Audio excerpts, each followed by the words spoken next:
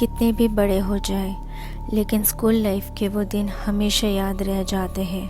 चाहे फिर वो स्कूल टीचर की पिटाई हो या पिकनिक कैंप की मस्तियाँ या फिर कोई बुरी घटना, लेकिन इन सबसे परे सबसे अहम चीज़ होती है वो है दोस्त और उनकी दोस्ती। लेकिन अगर अचानक से हमारे ही ग्रुप की कोई फ्रेंड की सडन डेथ हो जाए और मौत के बाद भी वो साए की तरह हमारे साथ हो, तो जिंदगी में डर और खौफ हद से ज्यादा बढ़ जाता है। वैसे ही आज की कहानी 3 सहेलियों की है जो यास्मीन ने हमें सतारा से भेजी है। मेरा नाम है रहनुमा आरिफ। हॉरर नाइट्स के 11वें एपिसोड में आपका स्वागत है। आए बढ़ते हैं हमारी आगे की कहानी की तरफ। हाय, मेरा नाम है यास्मीन शिगलकर। मैं सतारा गांव से बिलोंग करती हूँ। ये घटना मेरे साथ 15 साल पहले हुई थी। हम 3 सहेलियाँ थे। बचपन से हम मंगलवार पेट के सतारा इंग्लिश मीडियम स्कूल से पढ़ते थे। मेरे साथ 2 और सहेलियाँ थी, एक महजबीन और दूसरी दीपाली। इन दोनों में से महजबीन मेरे बहुत करीबी दोस्त हुआ करती थी। मुझे आज भी याद है, हम 10वीं कक्षा में थे। महजबीन के माँ पापा का डिवोर्स हो चुका था, तो हफ्ते के 7 दिन वो अपने पापा के घर रहती थी और 2 दिन वो अपनी माँ के पास नानी के घर। एक रोज़ यूँ हुआ कि शनिवार के दिन महजबीन अपनी माँ के पास रहने गई हुई थी और जिस घर में अपनी नानी के वहाँ गई थी वो घर 100 साल से भी ज़्यादा पुराना था। वो घर कमज़ोर और कागजी तौर पे इल्लीगल होने के कारण गवर्नमेंट ने उन्हें खाली करने का नोटिस भी दिया हुआ था, लेकिन उन लोगों ने खाली नहीं किया। लेकिन उस शनिवार के दिन जब महजबीन वहाँ रहने गई हुई थी अपनी माँ के पास, कुछ यूँ हुआ कि वो पूरा के पूरा मकान गिर गया, जिसमें महजबीन की मौत हो गई। ये बात जब मुझे मालूम पड़ी तो मैं 2 दिन तक सदमे में थी, लेकिन जब तीसरे दिन मैं संभली तो रात के दौरान मुझे ऐसा लगा जैसे महजबीन ने मुझे नींद में से झिंझोर कर उठा दिया हो और मैं चीख लगाकर मेरी माँ को उठा दिया। मेरी माँ को लगा मेरा वहम होगा। उन्होंने मुझे लाइट्स ऑन करके अपने पास सुला दिया। अगले दिन मैं स्कूल गई। मुझे दीपाली मिली।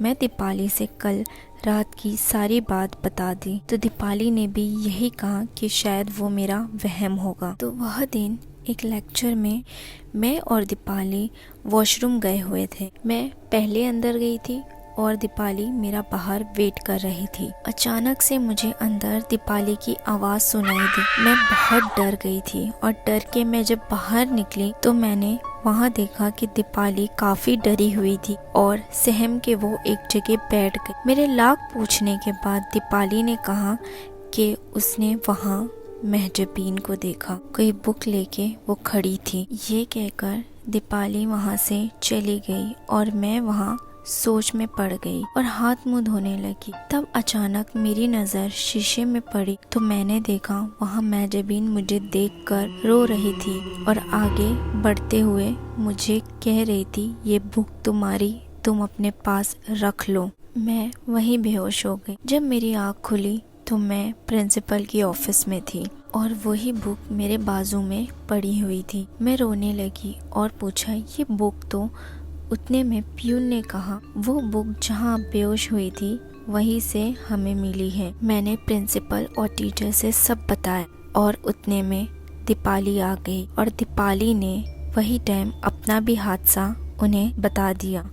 टीचर और प्रिंसिपल बड़ी ही सोच में पड़े थे और हम दोनों को अपने अपने माता पिता के साथ घर भेज दिया गया। थोड़े दिन हम अपने अपने घर थे, लेकिन उस हादसे के बाद बहुत डर चुके थे। काफ़ी वहम भी होने लगा था, लेकिन उसके बाद सब नॉर्मल होने लगी। फिर हम हमारे बोर्ड्स की तैयारी में लग गए, लेकिन उससे पहले हमारी स्कूल से 2 दिन का कैंप था महाबलेश्वर के लिए। मेरे माँ पापा ने कहा मैं वहाँ चले जाऊँ और अपना माइंड फ्रेश कराऊँ। जो चीज़ें मेरे साथ बीती है वो मैं भूल जाऊँगी और मेरे एग्ज़ाम्स भी अच्छे जाएंगे। मैं और दीपाली दोनों वहाँ के लिए निकल गए, लेकिन हम दोनों ने डिसाइड किया था कि हम टीचर्स के साथ रुकेंगे और हमारे पेरेंट्स ने भी टीचर से यही बात की थी, जिससे टीचर रेडी हो गई। सतारा से महाबलेश्वर सिर्फ 2 घंटे का रास्ता था। हम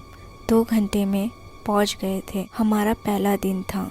हम घूम रहे थे। फिर शाम को एक स्टॉल पर कुछ खाने रुके थे। मैंने और दीपाली ने 2 समोसे ऑर्डर किए थे, लेकिन उस दुकानदार ने 3 समोसे लाके दे दी। मैंने कहा, जी आपने गलत ऑर्डर सुन लिया है। मैंने सिर्फ 2 समोसे बोले थे, लेकिन आपने 3 समोसे ले आए। वो मुझसे बहस करने लगा और कहा कि आपकी ही दोस्त ने मुझसे कहा 2 समोसे नहीं 3 समोसे कर दो। मैं और दीपाली सोच में पड़ गए। ना ही उसने जाके कहा था, ना ही मैंने जाके कहा था, तो फिर तीसरा कौन था? हमने पैसे दे दिए, लेकिन हम दोनों किसी से कुछ नहीं कहा, क्योंकि हमारी वजह से हम दूसरों की टूर नहीं खराब करना चाहते थे। रात हुई, हम होटल चले गए। होटल जाने के बाद एक रूम में मैं, दीपाली और 2 टीचर्स थे। हमने वहाँ डिसाइड किया एक बेड पे मैं और दीपाली सो जाएंगे और दूसरे बेड पे वो 2 टीचर्स सो जाएंगी। हम 11 बजे तक सो गए, क्योंकि हमें सुबह जल्दी उठना था। लेकिन देर रात मेरी आँख खुली और मैं जैसे ही करवट बदली, मैंने देखा महजबीन जख्मी हाल में बाजू में सो रही थी। मैं वही चिल्लाई और फिर बेहोश हो गई। लेकिन जब मेरी आँख खुली तो मैंने खुद को हॉस्पिटल में पाई। मुझे उससे पहले कुछ याद नहीं था, लेकिन दीपाली ने मुझसे कहा कि मैं 8 दिनों से अनकॉन्शियस हॉस्पिटल में हूँ। मेरे साथ दुआ और दवा दोनों करवाया जा रहा है। एक तरफ डॉक्टर कहते हैं कि मैं बिस्तर से गिरने के कारण मेरे सर पे चोट लग गई और मैं सेमी कोमा में चली गई। वही दूसरी तरफ जिनसे दुआ करवाया जा रहा था, उन्होंने कहा मुझ पर बुरी चीज का साया है जो मुझे अपने साथ ले जाना चाहती है, जिसने मेरी रूह को अपने कब्जे में कर रखा है। तो काफ़ी दुआ और दवाओं के बाद मैं ठीक हुई और ठीक होने के बाद मेरे माँ पापा ने मुझे सतारा से मुंबई ले आए और यहाँ मेरी शादी करवा दी। लेकिन आज भी मुझे महसूस होता है जैसे वो मेरे साथ है, मेरे पास है, वो मुझे देख रही है, लेकिन कभी दिखाई नहीं दी। तो दोस्तों, ये थी मेरी आज की कहानी। हम कहानी को इधर ही ख़त्म करते हैं। और अगर आपको मेरी वीडियो अच्छी लगी हो तो please do like share subscribe to my YouTube channel. और अगर आप चाहते हैं कि हमारे साथ आपकी वीडियोस, आपकी स्टोरीज़ या फिर आपकी ऑडियो शेयर करें, तो प्लीज़ दिए गए ईमेल एड्रेस पे आप ईमेल कर सकते हैं। Thank you.